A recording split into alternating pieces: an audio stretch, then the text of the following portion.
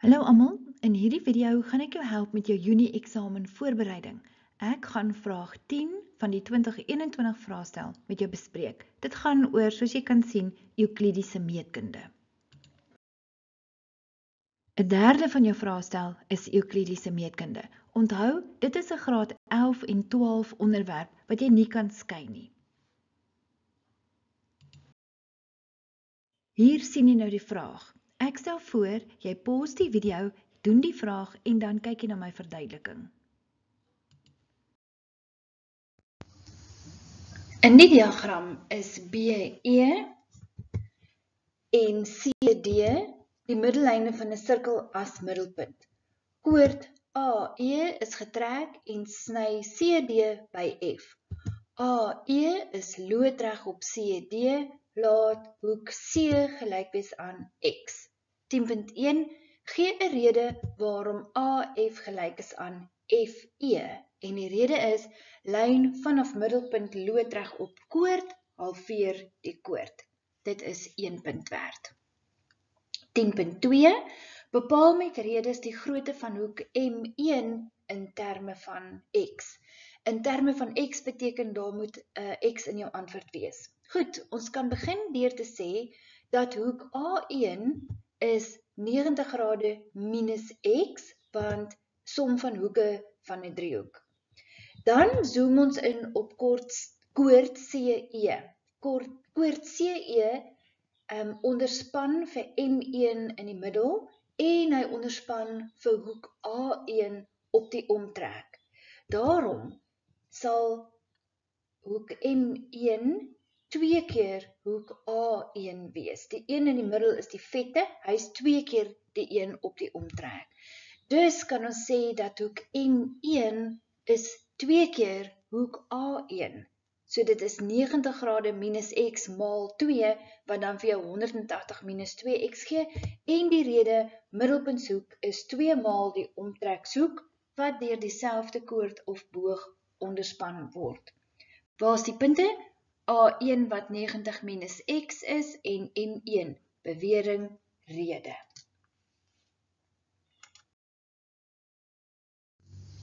Bewys met redes dat AD is 'n raaklyn aan die sirkel wat deur punte A, C en F gaan.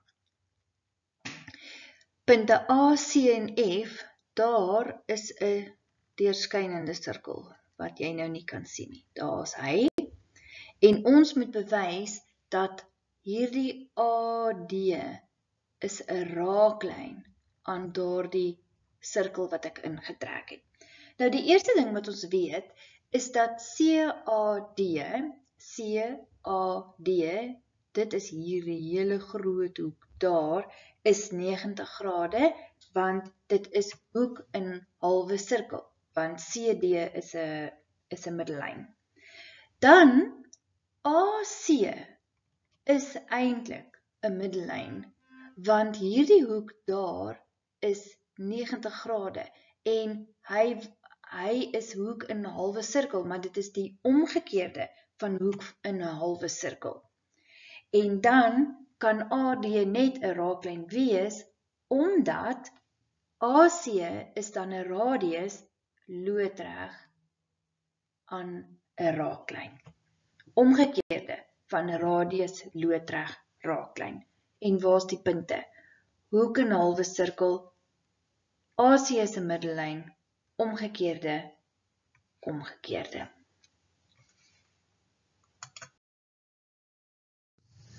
10.4 Gegee dat CF 6 eenhede is, daai ene, en AB 24. Bereken met redes die lengte van AE. Dit is hierdie grootte. Nou wat ons wel weet, is dat AF gelyk is aan FE, dit is vir ons gegee, ons het dit uitgewerk in nommer 1, en BM is gelyk aan ME. Albei is radiusse van daai sirkel. Daarom kan ons sê dat FM, daai ene, is die helfte van AB. So FM gaan 12 wees, want dit is die graad 12 middelpuntstelling. Verder weet ons dat EM gelyk is aan MB, dis mos radiusse, is gelyk aan hierdie hele CM, want hulle is almal radiusse van daai sirkel. En MC is 18 eenhede, 12 plus 6. So dan is ME 18 en BM is ook 18, almal radiusse. Daarom kan ons sê dat EB, die hele lang ding, is 36 eenhede, want dis 18 plus 18 is 36. Die middellyn is 2 keer die radius. Dit bring my in driehoek AEB, daai groot driehoek wat jy daar kan sien, kan ons nou die stelling van Pythagoras gebruik, want hierdie hoek is 90 grade, want daai EB is mos 'n radius. 2 keer 'n radius wat dan eintlik 'n middellyn is wat hoek in 'n halwe sirkel is. En dan maak ons vir AE die onderwerp van die formule. Ons vervang die waardes, EB is 36 en AB is 24, daai een was gegee. Onthou net, ons wil nie AE kwadraat weet nie, ons wil net AE weet, so ons gaan die vierkantswortel daar moet trek, en ons kry dat AE is 12 wortel 5 of 26,8 eenhede. En dan waar is die punte? Middelpuntstelling, middellyn 2 keer die radius, Pythagoras, finale antwoord en EB se lengte.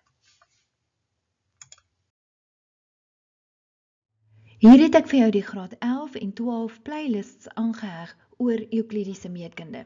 Jy sal sien die graad 11 playlist is baie volledig en daar is ook 'n strategie wat ek vir jou leer hoe om al hierdie stellings te memoriseer. Dan, as jy op die video in die linkerkantste hoek hierbo klik, dan gaan jy na vraag 11 van die 2021 vraestel.